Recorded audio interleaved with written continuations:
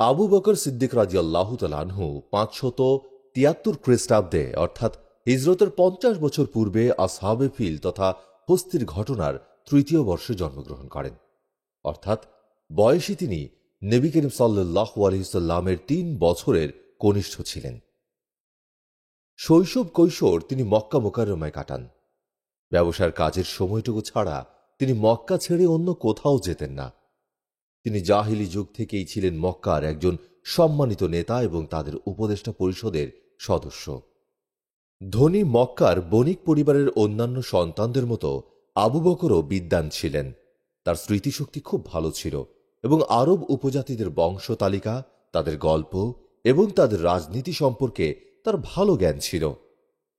শৈশবকাল থেকে রাসূলুল্লাহ সাল্লাল্লাহু আলাইহি সাল্লামের সঙ্গে আবু বকর সিদ্দিক রাদিয়াল্লাহু তাআলা আনহু-এর বন্ধুত্ব ছিল। রাসূল পাক সাল্লাল্লাহু আলাইহি সাল্লাম নবুয়ত প্রাপ্ত হওয়ার পর বয়স্ক স্বাধীন পুরুষদের মধ্যে সর্বপ্রথম তিনি ইসলাম গ্রহণ করেন। ইবনে আসির রহমতুল্লাহ আলাইহে উজদুল গাবাহ গ্রন্থে এতদা সংক্রান্ত একটি চমকপ্রদ ঘটনা উল্লেখ করেছেন, যা এখন আমি আপনাদের জন্য উপস্থাপন করছি। রাসূল পাক সাল্লাল্লাহু আলাইহি সাল্লাম নবুয়ত প্রাপ্তির কিছুদিন আগে হযরত আবু বকর সিদ্দিক রাদিয়াল্লাহু তাআলা আনহু কোনো এক প্রয়োজনে ইয়েমেনে যান। সেখানে গিয়ে সাক্ষাৎ লাভ করেন আজদ গোত্রের জনৈক বিজ্ঞ আলেমের সঙ্গে, যিনি জাগতিক জ্ঞান ও আসমানি কিতাবের জ্ঞানে ছিলেন মহাপণ্ডিত। আবু বকর সিদ্দিক রাদিয়াল্লাহু তাআলা আনহু বলেন, তিনি আমাকে দেখেই বলেন, আপনি তো হারামের অধিবাসী, তাই না? আমি বললাম, হ্যাঁ। তারপর জিজ্ঞেস করলেন, আপনি কি কোরাইশি? বললাম, হ্যাঁ। এরপর আবার জিজ্ঞেস করলেন, আপনি কি তাইমি? আমি বললাম, হ্যাঁ, আমি তাইম ইবনে মুররাহ গোত্রের সন্তান। অতঃপর তিনি বলেন, আপনার ব্যাপারে আমার আরেকটি বিষয় জানার আছে, তাই আমি আপনার পেটটি উন্মুক্ত দেখতে চাই। প্রথমে আমি তার কারণ জানতে চাই। তিনি বলেন, আমি সত্য জ্ঞানের ভাণ্ডারে দেখতে পেয়েছি যে শেষ যুগের নবী প্রেরিত হবেন হারামে তথা মক্কা নগরীতে। তাঁর সহযোগী হবে এক যুবক ও এক পৌরবয়সী। পৌরবয়সী লোকটি হবে সুন্দর ও ক্ষীণদেহী।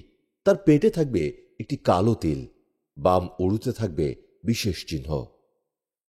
হযরত আবু বকর সিদ্দিক রাদিয়াল্লাহু তাআলা আনহু বলেন, অতঃপর আমি আমার পেটের ওপর থেকে কাপড় সরিয়ে নিলাম।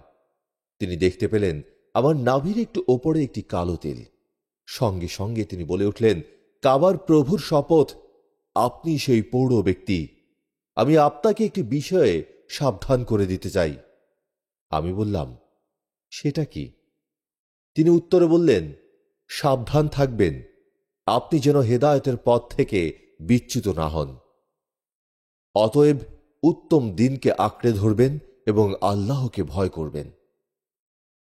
হযরত আবু বকর সিদ্দিক রাদিয়াল্লাহু তাআলা আনহু বলেন, কাজ সেরে আমি ইয়েমেন থেকে মক্কায় ফেরার ইচ্ছা করলাম। বিদায় নেওয়ার জন্য তাঁর কাছে গেলাম। তখন তিনি বললেন, আমি ওই নবীর শানে কিছু কবিতা রচনা করেছি, তা আপনার সামনে আবৃত্তি করতে চাই। এই বলে তিনি তা আবৃত্তি করলেন। ইয়েমেন থেকে আমি মক্কায় আসি। এর মধ্যে রাসূল পাক সাল্লাল্লাহু আলাইহি সাল্লাম নবুয়ত প্রাপ্ত হয়েছেন। কুরাইশদের বড় বড় নেতাদের উকবা বিন আবু মুইত, শাইবা, রাবিয়াহ, আবু জাহল ও আবু বুখতারি সহ আরো অনেকে আমার কাছে আসে। আমি তাদের জিজ্ঞেস করলাম, কি ব্যাপার? আপনারা কি কোনো বিপদের সম্মুখীন হয়েছেন, না নতুন কোনো কিছু প্রকাশ পেয়েছে?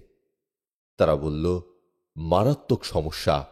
আবু তালিবের এই এতিম ভাতিজা দাবি করছে সে নাকি নবী। আপনার দিকে তাকিয়ে আমরা এখনো তাকে কিছুই বলিনি। আপনি চলে আসায় তার দায় দায়িত্ব আপনার উপরে ছেড়ে দিলাম। আবু বকর রাদিয়াল্লাহু তাআলা আনহু বলেন, আমি আপাতত তাদের সুন্দর কথা দিয়েই বিদায় দেই। এরপর আমি নবীজি সম্পর্কে খোঁজ নেই, তিনি কোথায় আছেন। জানতে পারলাম তিনি খাদিজা রাদিয়াল্লাহু তাআলা আনহার বাড়িতে অবস্থান করছেন। আমি হযরত খাদিজা রাদিয়াল্লাহু তাআলা আনহার বাড়ি গিয়ে দরজায় টোকা দিলাম। সাথে সাথেই নবী করিম সাল্লাল্লাহু আলাইহি সাল্লাম বেরিয়ে এলেন। আমি তাকে জিজ্ঞেস করলাম, আপনি আপনার বাপ দাদার ধর্ম ছেড়ে দিলেন কেন? তিনি আমাকে বলেন, হে আবু বকর, আমি আল্লাহ তাআলার পক্ষ থেকে সমস্ত মানুষের জন্য নবী হয়ে প্রেরিত হয়েছি। অতএব তুমি এক আল্লাহ ও আমার নবুয়তের ওপর ঈমান আনো। আমি প্রশ্ন করলাম, আপনার এই দাবির পক্ষে কোনো প্রমাণ আছে কি? তিনি বললেন, হ্যাঁ, আর তা হল ওই আলেম ইয়েমেনে যার সঙ্গে তোমার সাক্ষাৎ হয়েছে। আমি বললাম, সাক্ষাৎ তো কতজনের সঙ্গে হয়েছে? তিনি বলেন, যার থেকে তুমি কবিতা শ্রবণ করেছ। তখন আমি বিস্মিত হয়ে তাকে জিজ্ঞেস করলাম, সুদূর ইয়েমেনের এই সংবাদ আপনাকে কে দিয়েছে? তিনি বলেন, ওই মহান ফেরেশতা যিনি আগমন করতেন আমার আগের নবীদের কাছে। অতঃপর আমি বললাম, তাহলে আর দেরি কেন, আপনার হাতটি বাড়িয়ে দিন। আমি সাক্ষ্য দিচ্ছি এক আল্লাহ ছাড়া কোনো ইলাহ নেই এবং আপনি আল্লাহর রাসূল। হযরত আবু বকর রাদিয়াল্লাহু তাআলা আনহু বলেন, আমার ইসলাম গ্রহণে রাসূল পাক সাল্লাল্লাহু আলাইহি সাল্লাম খুব বেশি আনন্দিত হন। মুহাম্মদ বিন আব্দুর রহমান বলেছেন, রাসূলুল্লাহ সাল্লাল্লাহু আলাইহি সাল্লাম বলেছেন, আমি যখন ইসলামের দাওয়াত দিয়েছি সবার অন্তরে কিছু না কিছু সন্দেহ এসেছে, কিন্তু আবু বকর সিদ্দিককে যখন আমি ইসলামের প্রতি আহ্বান করলাম তখন তিনি যে কোনো চিন্তা ছাড়াই ইসলাম গ্রহণ করেন। হযরত বাইহাকি বলেছেন, আবু বকর সিদ্দিক রাদিয়াল্লাহু তাআলা আনহু নবুয়তের প্রমাণপঞ্জি ইসলামের দাওয়াত প্রদানের আগেই বুঝতে পেরেছিলেন, আর তা শোনা মাত্র ইসলাম গ্রহণ করেন, কারণ তিনি আগেই চিন্তা ভাবনা করেছিলেন। চিরসত্য হল, প্রত্যেকেই রাসূলুল্লাহ সাল্লাল্লাহু আলাইহি সাল্লাম থেকে পালিয়ে গিয়েছিলেন, কিন্তু আবু বকর সিদ্দিক জাহিলিয়াতের যুগেই সিদ্দিক ছিলেন, যেমনটি ইসলামের যুগে ছিলেন। রাসূলুল্লাহ সাল্লাল্লাহু আলাইহি সাল্লাম বলেন, আমি যাকেই মুসলমান হওয়ার জন্য বলেছি সেই আমার কথাকে পুনরাবৃত্তি করেছে আর দলিল চেয়েছে, কিন্তু কুহাফার পুত্র আবু বকরকে আমি ইসলাম গ্রহণ করতে বললে তিনি সাথে সাথেই তা গ্রহণ করেন। আবু দারদা রাদিয়াল্লাহু তাআলা আনহু থেকে ইমাম বুখারী রাহমাতুল্লাহ আলাইহি বর্ণনা করেছেন যে রাসূলুল্লাহ সাল্লাল্লাহু আলাইহি ওয়াসাল্লাম বলেছেন, তোমরা কি আমার বন্ধুকে ত্যাগ করবে? তিনি সেই ব্যক্তি, আমি আল্লাহর রাসূল, আল্লাহ তাআলা আমাকে তোমাদের হেদায়েতের জন্য পাঠিয়েছেন। তখন তোমরা মিথ্যা প্রতিপন্ন করেছ, কিন্তু সে সময় আবু বকর আমাকে সত্যায়ন করেছে। ওলামায়ে কেরামগণ বলেন, আবু বকর সিদ্দিক রাদিয়াল্লাহু তাআলা আনহু ঈমান গ্রহণ থেকে মৃত্যু অবধি রাসূল পাক সাল্লাল্লাহু আলাইহি সাল্লামের সাহচর্য ছাড়েননি। তবে হজ ও যুদ্ধের জন্য প্রয়োজনে তিনি রাসূলুল্লাহ সাল্লাল্লাহু আলাইহি সাল্লামের অনুমতিক্রমে সাহচর্য থেকে পৃথক হয়েছেন। তিনি সকল যুদ্ধে নবী করিম সাল্লাল্লাহু আলাইহি সাল্লামের সাথে উপস্থিত ছিলেন। রাসূলুল্লাহ সাল্লাল্লাহু আলাইহি সাল্লামের সন্তুষ্টি পাওয়ার জন্য তিনি নবী সাল্লাল্লাহু আলাইহি সাল্লামের সাথে হিজরত করেছেন, পরিবার পরিজন ছেড়ে থেকেছেন। যুদ্ধের ময়দানে রাসূলুল্লাহ সাল্লাল্লাহু আলাইহি সাল্লামকে ত্যাগ করে, বিশেষত উহুদ ও হুনায়নের যুদ্ধের সময় যখন সকলেই রাসূল পাক সাল্লাল্লাহু আলাইহি সাল্লামকে ত্যাগ করে পালিয়েছিলেন, এই সময়ও তিনি রাসূলুল্লাহ সাল্লাল্লাহু আলাইহি সাল্লামের সাথেই ছিলেন। আবু হুরায়রা রাদিয়াল্লাহু তাআলা আনহু বর্ণনা করেন, বদর যুদ্ধে ফেরেশতারা পরস্পরকে বলাবলি করছিল যে, ওই দেখো, হযরত আবু বকর ছাউনির নিচে নবী করিম সাল্লাল্লাহু আলাইহি সাল্লামের সাথে দাঁড়িয়ে আছেন। ইবনে আসাকির বলেন, আব্দুর রহমান বিন আবু বকর সিদ্দিক রাদিয়াল্লাহু তাআলা আনহু মুশরিকদের সাথে বদর যুদ্ধে গিয়েছিলেন। মুসলমান হওয়ার পর আব্দুর রহমান তার পিতাকে বললেন, বদর যুদ্ধে কয়েকবার আপনি আমার তীরের আওতায় পড়েছিলেন, কিন্তু আমি নিজের হাত গুটিয়ে নিয়েছি। আবু বকর সিদ্দিক রাদিয়াল্লাহু তাআলা আনহু বললেন, যদি তুমি আমার নিশানার মধ্যে এসে যেতে তবে আমি কখনোই ছাড়তাম না। হযরত আবু বকর সিদ্দিক রাদিয়াল্লাহু তাআলা আনহু সব সাহাবীদের মধ্যে সর্বশ্রেষ্ঠ বাহাদুর ছিলেন। হযরত আলী রাদিয়াল্লাহু তাআলা আনহু একদিন বললেন, হে লোক সকল, আমাকে বলুন তো কোন ব্যক্তি সর্বশ্রেষ্ঠ বীর? লোকেরা বলল, আপনি? উত্তরে হযরত আলী রাদিয়াল্লাহু তাআলা আনহু বললেন, আমি সব সময় নিজের শক্তি দিয়ে লড়াই করেছি, এটি কোনো বীরত্ব নয়। আপনারা সর্বশ্রেষ্ঠ বীরের কথা বলুন। লোকেরা বলল, আমাদের জানা নেই। হযরত আলী রাদিয়াল্লাহু তাআলা আনহু বললেন, সর্বশ্রেষ্ঠ বীর হলেন হযরত আবু বকর সিদ্দিক রাদিয়াল্লাহু তাআলা আনহু। বদর যুদ্ধে আমরা রাসূলুল্লাহ সাল্লাল্লাহু আলাইহি সাল্লামের জন্য ছাউনি তৈরি করেছিলাম। আমরা পরামর্শ করলাম যে সেখানে রাসূলুল্লাহ সাল্লাল্লাহু আলাইহি সাল্লামের নিরাপত্তার জন্য কে থাকবে। আল্লাহর কসম, আমাদের কারো সাহস হয়নি। কিন্তু আবু বকর সিদ্দিক রাদিয়াল্লাহু তাআলা আনহু নাঙ্গা তলোয়ার নিয়ে দাঁড়িয়ে গেলেন আর কাউকে সেখানে ভিড়তে দেননি। যদি কেউ নবী করিম সাল্লাল্লাহু আলাইহি সাল্লামের প্রতি আক্রমণ করতে উদ্যত হয়েছে, তিনি তাঁর ওপর ঝাঁপিয়ে পড়েছেন। তাই তিনি সর্বশ্রেষ্ঠ বীর। হযরত আলী রাদিয়াল্লাহু তাআলা আনহু আরো বলেছেন, একদিন মক্কার মুশরিকরা রাসূলুল্লাহ সাল্লাল্লাহু আলাইহি সাল্লামকে টানা হেঁচড়া করছিল আর বলছিল, তুমি এক ইলাহের দাবি করছো। আল্লাহর কসম, কারো সাহস ছিল না যে এ অবস্থায় সে মুশরিকদের মোকাবেলা করে। কিন্তু আবু বকর সিদ্দিক রাদিয়াল্লাহু তাআলা আনহু মুশরিকদের মেরে ছত্রভঙ্গ করেন আর ধাক্কা দিয়ে ফেলে টেনে হেঁচড়ে নিয়ে যান আর বলতে থাকেন, আফসোস, শত আফসোস, তোমরা এমন ব্যক্তিকে হত্যা করতে চেয়েছিলে যিনি বলেন, আমার প্রতিপালক এক ও অদ্বিতীয়। এ পর্যন্ত বলে হযরত আলী রাদিয়াল্লাহু তাআলা আনহু চাদর উঠিয়ে কাঁদতে লাগলেন আর তার দাড়ি ভিজে গেল। এরপর তিনি বললেন, বলো, ফেরাউনের যুগের মুমিন শ্রেষ্ঠ না আবু বকর? লোকদের নীরব থাকতে দেখে তিনি নিজেই বললেন, তোমরা কেন উত্তর দিলে না? আল্লাহর কসম, আবু বকরের এক মুহূর্ত তাদের 1000 ঘন্টা থেকে উত্তম, কারণ তারা নিজেদের ঈমান গোপন করে রেখেছিল। আর আবু বকর সিদ্দিক রাদিয়াল্লাহু তাআলা আনহু নিজের ঈমানের কথা প্রকাশ্যে ঘোষণা দিয়েছিলেন। উরওয়া বিন জুবাইর বলেছেন, আমি আব্দুল্লাহ বিন আমর বিন আসকে জিজ্ঞেস করলাম, রাসূল পাক সাল্লাল্লাহু আলাইহি সাল্লামকে সবচেয়ে বেশি কষ্ট কিভাবে দেয়া হয়েছিল? তিনি বললেন, আমি দেখলাম যে রাসূলুল্লাহ সাল্লাল্লাহু আলাইহি সাল্লামকে নামাজরত অবস্থায় উকবা পেছন থেকে এসে গলায় চাদর পেঁচিয়ে শ্বাসরুদ্ধ করে ফেলে। এমন সময় আবু বকর সিদ্দিক রাদিয়াল্লাহু তাআলা আনহু সেখানে এসে উকবাকে সরিয়ে দেন আর বলেন, তোমরা এমন ব্যক্তিকে হত্যা করতে চাও যিনি এক ও অদ্বিতীয় প্রভুর আওয়াজ তুলেছেন?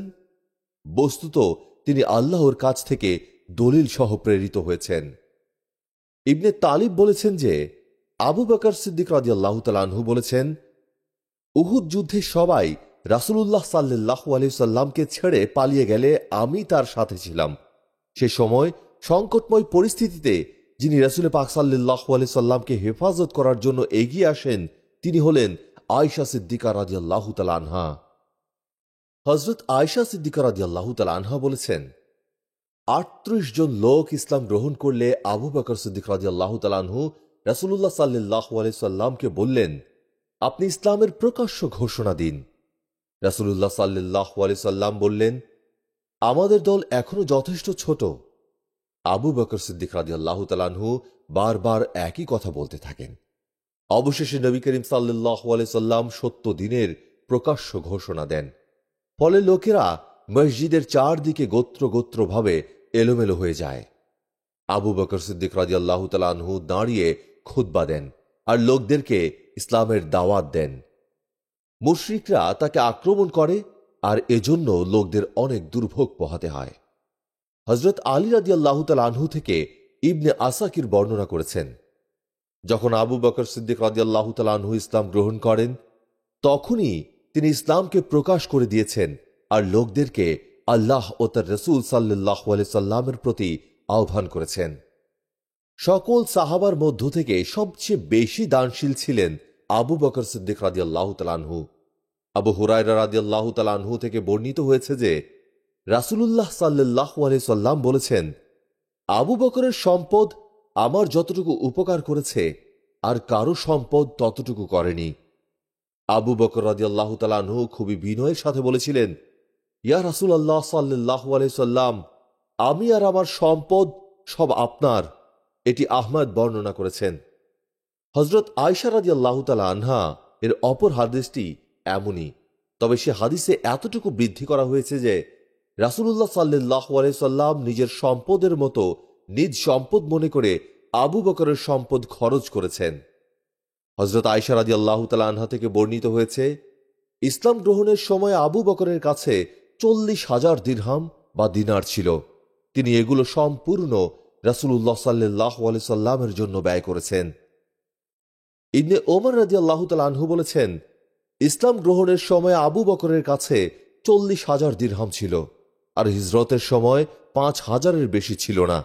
বাকি অর্থ তিনি ইসলামের সাহায্য আর মুসলমান গোলাম কিনে আজাদ করার পেছনে ব্যয় করেছেন। হযরত আয়েশা রাদিয়াল্লাহু তাআলা আনহা থেকে ইবনে আসাকির বর্ণনা করেছেন, আবু বকর রাদিয়াল্লাহু তাআলা আনহু এমন 7 জন গোলামকে কিনে আজাদ করে দিয়েছেন যাদের মালিক তাদের উপর অত্যাচার করত। আবু হুরায়রা রাদিয়াল্লাহু তাআলা আনহু থেকে বর্ণিত হয়েছে যে রাসূলুল্লাহ সাল্লাল্লাহু আলাইহি সাল্লাম বলেছেন, আমার উপর কারো অনুগ্রহ নেই, সকলের উপকারের প্রতিদান দিয়েছি, কিন্তু আবু বকরের দয়ার প্রতিদান এখনো বাকি রয়ে গেছে। আর অনুগ্রহ এতই বিশাল যে কিয়ামতের দিন আল্লাহ সুবহানাহু ওয়া তাআলার প্রতিদান দেবেন। কোন সম্পদ আমাকে ততটুকু লাভবান করতে পারেনি যতটুকু আবু বকরের সম্পদ করেছে। আবু বকর সিদ্দিক রাদিয়াল্লাহু তাআলা আনহু বলেছেন, একদিন আমার পিতাকে নিয়ে রাসূলুল্লাহ সাল্লাল্লাহু আলাইহি সাল্লামের খেদমতে উপস্থিত হলাম। তিনি বললেন, তুমি বৃদ্ধকে কষ্ট দিয়ে কেন নিয়ে এলে? আমিই যেতাম। আমি বললাম, আপনাকে কষ্ট দেওয়ার চেয়ে তার আশাটাই শ্রেয়। নবী করিম সাল্লাল্লাহু আলাইহি সাল্লাম বললেন, আমার প্রতি তোমার যে অনুগ্রহ তাতে তোমার পিতাকে কষ্ট দেয়া আমার জন্য সহনযোগ্য নয়। ইবনে আব্বাস রাদিয়াল্লাহু তাআলা আনহু থেকে ইবনে আসাকির বর্ণনা করেছেন যে রাসূলুল্লাহ সাল্লাল্লাহু আলাইহি সাল্লাম বলেছেন, আমার প্রতি আবু বকরের চেয়ে বেশি অনুগ্রহ কারো নেই। তিনি নিজের জীবন দিয়ে আমার প্রতি সহানুভূতিশীল ছিলেন, সম্পদ দিয়ে সাহায্য করেছেন, আর নিজের মেয়েকে আমার সাথে বিয়ে দিয়েছেন। হযরত আবু বকর সিদ্দিক রাদিয়াল্লাহু তাআলা আনহু সাহাবীদের মধ্যে সবচেয়ে বড় আলেম আর তীক্ষ্ণ বুদ্ধি সম্পন্ন ব্যক্তি ছিলেন। ইমাম নববী তাহজিব গ্রন্থে লিখেছেন, ওলামায়ে কেরাম হযরত আবু বকরের বিশাল জ্ঞান ভাণ্ডারের ওপর ইমাম বুখারী ও ইমাম মুসলিমের একটি হাদিস দিয়ে প্রমাণ উপস্থাপন করেছেন। আবু বকর সিদ্দিক রাদিয়াল্লাহু তাআলা আনহু বলেছেন, আল্লাহর কসম, কেউ যদি নামাজ ও রোজার মধ্যে সামান্যতম তারতম্য করে তবে আমি তার সাথে লড়াই করব। তারা আমাকে দুর্বল ভেবেছে। নবী করিম সাল্লাল্লাহু আলাইহি সাল্লামের যুগে তারা যতটুকু যাকাত আদায় করেছে, যদি তারা এর চেয়ে তিল পরিমাণ কম করে আমি তাদের মোকাবেলা করব। শায়খ আবু ইসহাক এ হাদিস দিয়ে দলিল দেন যে আবু বকর সিদ্দিক রাদিয়াল্লাহু তাআলা আনহু সর্বাধিক জ্ঞানী আর সবচেয়ে বড় আলেম। কারণ সাহাবায়ে কেরাম যখন এ মাসালা নিয়ে বিব্রত হয়েছিলেন, তখন মাসালাটি আবু বকর সিদ্দিক রাদিয়াল্লাহু তাআলা আনহুর খেদমতে এ মর্মে পাঠানো হয় যে আপনার অভিমতটি বিতর্কের ঊর্ধ্বে পরিশুদ্ধ হিসেবে সাহাবাগণ গ্রহণ করবেন। ইবনে ওমরকে এক ব্যক্তি জিজ্ঞেস করলেন, রাসূলুল্লাহ সাল্লাল্লাহু আলাইহি সাল্লামের যুগে কে ফতোয়া দিতেন? তিনি বললেন, আবু বকর সিদ্দিক রাদিয়াল্লাহু তাআলা আনহু আর ওমর রাদিয়াল্লাহু তাআলা আনহুর চেয়ে বড় আলেম আর কেউ ছিলেন না। আবু সাঈদ খুদরি রাদিয়াল্লাহু তাআলা আনহু থেকে বর্ণিত হয়েছে যে একদিন রাসূলুল্লাহ সাল্লাল্লাহু আলাইহি সাল্লাম খুতবার মধ্যে বললেন, আল্লাহ তাআলা তার এক নেককার বান্দাকে দুনিয়া বা আখিরাত উভয়ের যে কোনো একটি গ্রহণের অধিকার দিয়েছেন, আর সেই বান্দা আখিরাতকে পছন্দ করেছেন। এটা শুনে আবু বকর সিদ্দিক রাদিয়াল্লাহু তাআলা আনহু কাঁদতে লাগলেন আর বললেন, আমার পিতামাতা নবী করিম সাল্লাল্লাহু আলাইহি সাল্লামের প্রতি কুরবান হোক। আমরা তার কান্নায় আশ্চর্য হয়ে গেলাম, কারণ নবী করিম সাল্লাল্লাহু আলাইহি সাল্লাম দৃশ্যত এক ব্যক্তির কথা বলেছেন, আর সেই এক ব্যক্তি যে স্বয়ং নবী করিম সাল্লাল্লাহু আলাইহি সাল্লাম তা আমরা কেউই বুঝতে পারিনি, কিন্তু আবু বকরের জ্ঞান ভাণ্ডারে তা ধরা পড়েছে। এ কারণেই তিনি সবচেয়ে বড় আলেম ও জ্ঞানী। নবী করিম সাল্লাল্লাহু আলাইহি সাল্লাম বলেছেন, আমার প্রতি বিশ্বাস স্থাপনকারীদের মধ্যে আবু বকরের সম্পদ আর সাহচর্য আমার উপর সবচেয়ে বেশি অনুগ্রহ করেছে। যদি আল্লাহ সুবহানাহু ওয়া তাআলা ছাড়া আমি কাউকে বন্ধু হিসেবে গ্রহণ করি তবে তিনি আবু বকর। ইসলামের প্রতি তার সত্যিকারের ভালোবাসার কথা সব সময় আমার অন্তর বিদ্যমান থাকবে। দাইনুরি তার রচিত মাজালিসাত গ্রন্থে আর ইবনে আসাকির সাবি থেকে বর্ণনা করেছেন, আল্লাহ সুবহানাহু ওয়া তাআলা আবু বকরকে এমন 4টি গুণ দান করেছিলেন যা আজ পর্যন্ত কাউকে দেয়া হয়নি। 1, তিনি সিদ্দিক। 2, তিনি গুহায় নবী করিম সাল্লাল্লাহু আলাইহি সাল্লামের সাথী। 3, হিজরতের সময় নবী করিম সাল্লাল্লাহু আলাইহি সাল্লামের সাথে ছিলেন। এবং 4, রাসূলুল্লাহ সাল্লাল্লাহু আলাইহি সাল্লাম তাকে ইমাম ও বাকি সকল মুসলমানকে মুক্তাদি হওয়ার নির্দেশ দেন। মাসাহাফ গ্রন্থে আবু দাউদ লিখেছেন যে আবু জাফর বলেছেন, আবু বকর সিদ্দিক রাদিয়াল্লাহু তাআলা আনহু রাসূল পাক সাল্লাল্লাহু আলাইহি সাল্লাম আর জিব্রাইলের কথা শুনতে পেতেন, কিন্তু জিব্রাইলকে দেখতে পেতেন না। ইবনে মুসাইব বলেছেন, আবু বকর ছিলেন নবী করিম সাল্লাল্লাহু আলাইহি সাল্লামের বিশেষ মন্ত্রী। নবী করিম সাল্লাল্লাহু আলাইহি সাল্লাম প্রতিটি বিষয়ে তার সাথে পরামর্শ করতেন। রাসূলুল্লাহ সাল্লাল্লাহু আলাইহি সাল্লাম ইসলামের মধ্যে, গুহায়, বদর যুদ্ধের ছাউনির নিচে, এমনকি কবরেও আবু বকর ছাড়া আর কাউকে প্রাধান্য দেননি। হুযায়ফা রাদিয়াল্লাহু তাআলা আনহু থেকে তিরমিজি ও হাকিম বর্ণনা করেছেন যে রাসূল পাক সাল্লাল্লাহু আলাইহি সাল্লাম বলেছেন, আমার পর আবু বকর ও ওমরকে অনুসরণ করবে। এ হাদিসটি আবু দারদা থেকে তাবারানী আর ইবনে মাসউদ থেকে হাকিম বর্ণনা করেছেন। আব্দুল্লাহ বিন ওমর রাদিয়াল্লাহু তাআলা আনহু থেকে আবুল কাসেম বাগাবি বর্ণনা করেছেন যে তিনি রাসূল পাক সাল্লাল্লাহু আলাইহি সাল্লামকে বলতে শুনেছেন, আমার পর 12 জন খলিফা হবেন আর আবু বকর সিদ্দিক আমার পর সামান্য জীবিত থাকবেন। এ হাদিসের প্রথম অংশের ব্যাপারে সকল মুহাদ্দিসই একমত।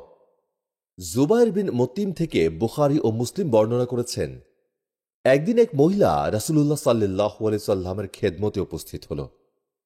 রাসূলুল্লাহ সাল্লাল্লাহু আলাইহি সাল্লাম তাকে পুনরায় আসতে বললেন।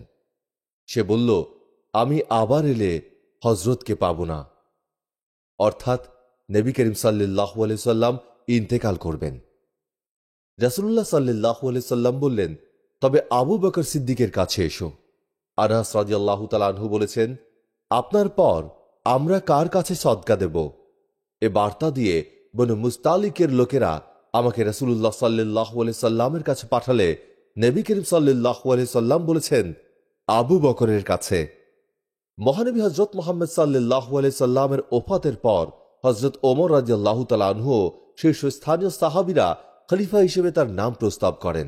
অতঃপর সবার পরামর্শ ও সিদ্ধান্তের ভিত্তিতে তিনি 632 সালের 8 জুন খিলাফতের আসনে সমাসীন হন।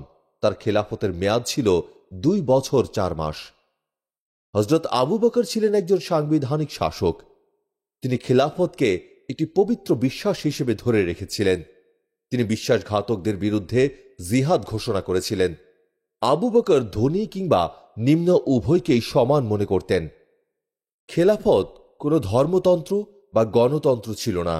আবু বকরের ঘনিষ্ঠ সহযোগী ওমর, ওসমান, আলী ও জায়েদ ইবনে তাবিদ তার সচিব হিসেবে কাজ করেন, আর একটি উপদেষ্টা পরিষদও ছিল। আবু বকরের নির্বাচনের পরপরই বেশ কয়েকটি আরব উপজাতি বিদ্রোহ শুরু করে, যা নতুন সম্প্রদায় এবং রাষ্ট্রের ঐক্য ও স্থিতিশীলতাকে হুমকির মুখে ফেলে। এই বিদ্রোহ এবং তাদের প্রতি খেলাফতের প্রক্রিয়াকে সম্মিলিতভাবে রিদ্দা যুদ্ধ হিসেবে উল্লেখ করা হয়। বিরোধী দলের আন্দোলন দুটি আকারে আসে, একটি যা খিলাফতের রাজনৈতিক শক্তিকে দাবি করে, অন্যটি ছিল প্রতিদ্বন্দ্বী ধর্মীয় মতাদর্শের আবেশ, যার নেতৃত্বে ছিলেন রাজনৈতিক নেতারা যারা ভবিষ্যৎবাণী দাবি করেছিলেন। এ ধরনের কিছু বিদ্রোহ বনু ফাজারা এবং বনু তামিমের মতো উপজাতিদের মধ্যে নজদেকর বিদ্রোহের আকার নেয়। অন্যান্য ভিন্ন মতাবলম্বীরা যদিও প্রাথমিকভাবে মুসলমানদের সাথে মিত্রতা করেছিল, মুহাম্মাদের মৃত্যুতে নতুন ইসলামী রাষ্ট্রের বৃদ্ধিকে সীমাবদ্ধ করার প্রচেষ্টার সুযোগ হিসাবে ব্যবহৃত করেছিল।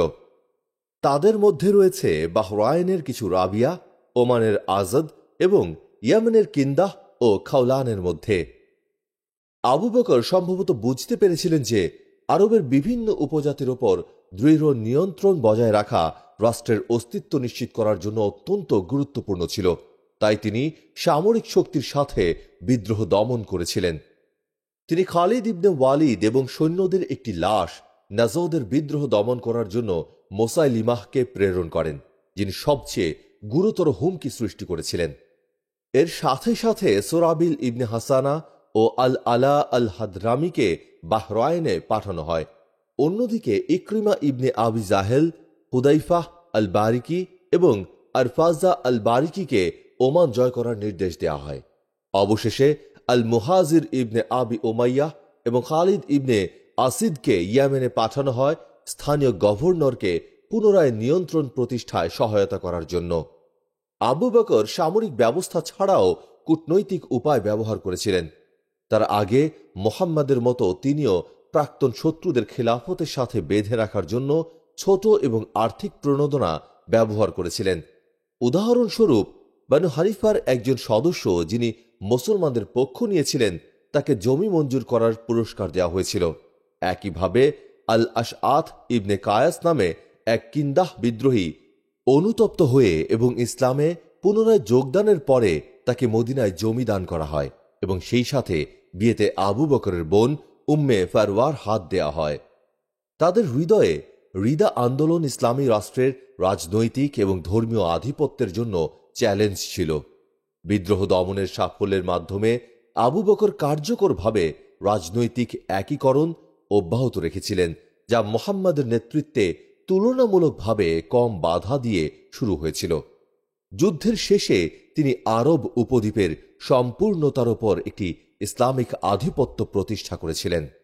আবু বকর নির্বাচনের কয়েকদিন পর বানু আসাদ উপজাতির তোলাইহা ইবনে খালিদ মদিনায় হামলা চালানোর প্রস্তুতি নিচ্ছিলেন।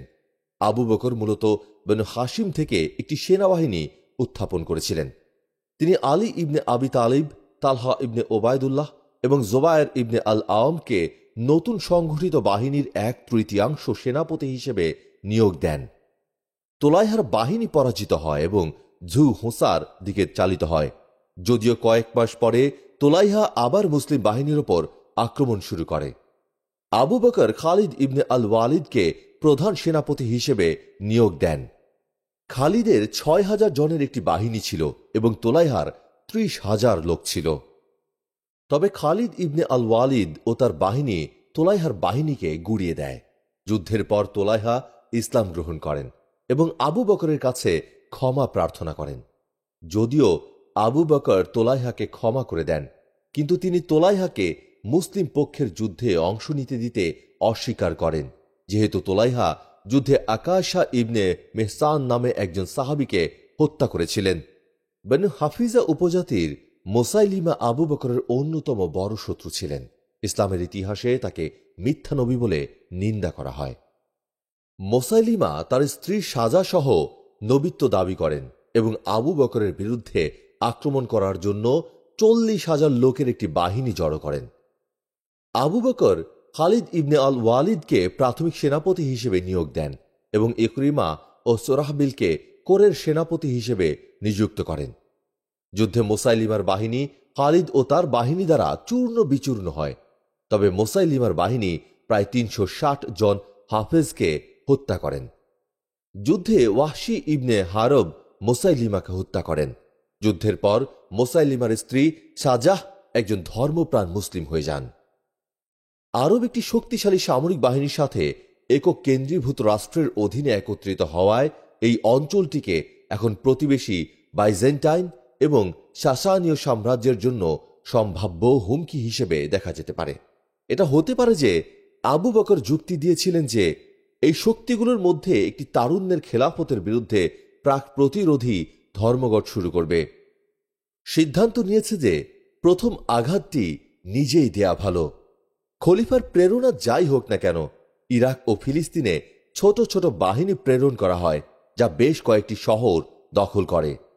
যদিও বাইজেন্টাইন ও সাসানীয়রা প্রতিশোধ নিতে নিশ্চিত ছিল, আবু বকরের আত্মবিশ্বাসী হওয়ার কারণ ছিল দুই সাম্রাজ্য একে অপরের বিরুদ্ধে শত শত বছর ধরে যুদ্ধের পর সামরিকভাবে ক্লান্ত হয়ে পড়েছিল, যার ফলে সম্ভবত আরবে প্রেরিত যে কোনো বাহিনী হ্রাস পাবে এবং দুর্বল হয়ে পড়বে।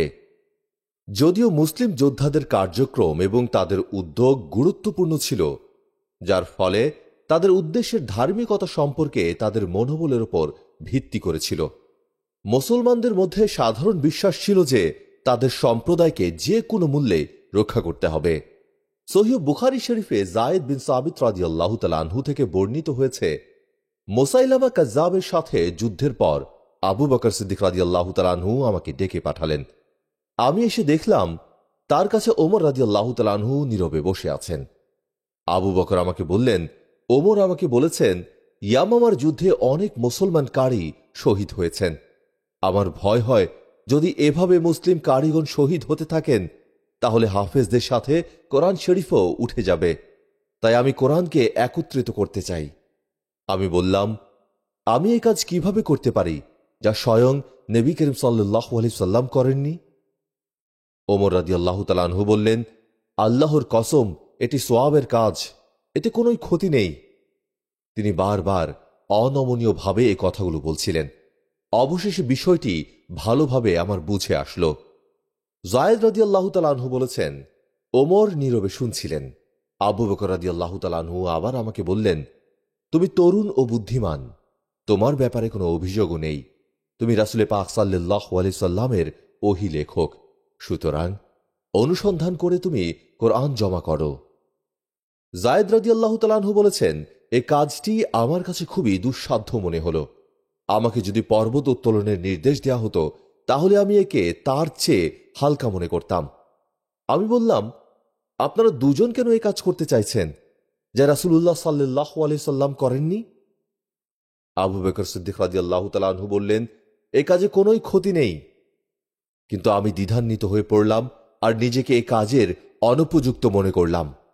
অবশেষে আল্লাহ আমার অন্তর্চক্ষু খুলে দিলেন আর বিষয়টি খুবই সুন্দরভাবে বুঝতে পারলাম। আমি অনুসন্ধান শুরু করলাম আর কাগজের টুকরো, ইট ও ছাগলের রানের হাড়, গাছের পাতা, হাফেজদের মুখস্থ জ্ঞান থেকে কোরআন সংগ্রহ করে জমা করলাম। কোরআন জমা করে আমি তা আবু বকরের কাছে পেশ করলাম, যা মৃত্যু অবধি তার কাছেই ছিল। এরপর তা ওমরের হস্তগত হয়। তার মৃত্যুর পর হাফসা বিনতে ওমর রাদিয়াল্লাহু তাআলা আনহু তা সংরক্ষণ করেন। হযরত আলী রাদিয়াল্লাহু তাআলা আনহু এর বরাত দিয়ে আবু ইয়ালা বলেন, কোরআন শরীফ জমা করার সবচেয়ে বেশি সওয়াব আবু বকর সিদ্দিকের প্রাপ্য, কারণ তিনি সেই ব্যক্তি যিনি সর্বপ্রথম কোরআন শরীফকে গ্রন্থাকারে রূপ দেন। তিনি স্বপ্নেরও নির্ভুল ব্যাখ্যা দিতে পারতেন। সাইদ বিন মুসাইব থেকে সাইদ বিন মনসুর বর্ণনা করেছেন, হযরত আয়েশা সিদ্দিকা একবার স্বপ্নে দেখেন তার ঘরে 3টি চাঁদ উদিত হয়েছে। স্বপ্নের ব্যাখ্যা নেওয়ার জন্য আবু বকরকে তিনি একথা বললে তিনি বলেন, এই স্বপ্ন সত্য হলে তোমার ঘরে পৃথিবীর শ্রেষ্ঠ 3 মনীষীর দাফন হবে। নবী করিম সাল্লাল্লাহু আলাইহি সাল্লামের ইন্তেকালের পর তিনি বললেন, হে আয়েশা, তোমার দেখা স্বপ্নে 3 চাঁদের মধ্যে ইনি সর্বশ্রেষ্ঠ। ওমর বিন শারজিল থেকে সায়েদ বিন মনসুর বর্ণনা করেছেন, একদিন রাসূলুল্লাহ সাল্লাল্লাহু আলাইহি সাল্লাম নিজের স্বপ্নের কথা বর্ণনা করছিলেন। আমি একদল কালো ছাগলের পশ্চাৎপদ অনুসরণ করছি। এরপর দেখলাম সাদা ছাগলের পালের পেছে পেছে চলছি। আরেক সময় সাদা ছাগলের দল কালো ছাগলের ভিড়ে হারিয়ে গেল। আবু বকর সিদ্দিক রাদিয়াল্লাহু তাআলা আনহু বললেন, ইয়া রাসূলুল্লাহ, সাদা ছাগল আরবের মুসলমান আর কালো ছাগলের দল অনারব মুসলমান। ভবিষ্যতে আরব মুসলমানদের তুলনায় অনারব মুসলমানদের সংখ্যা অধিক বৃদ্ধি পাবে। নবী করিম সাল্লাল্লাহু আলাইহি সাল্লাম বললেন, সত্য বলেছ। সকালে ফেরেশতা এসে আমাকে এমন ব্যাখ্যাই দিয়ে গেছেন।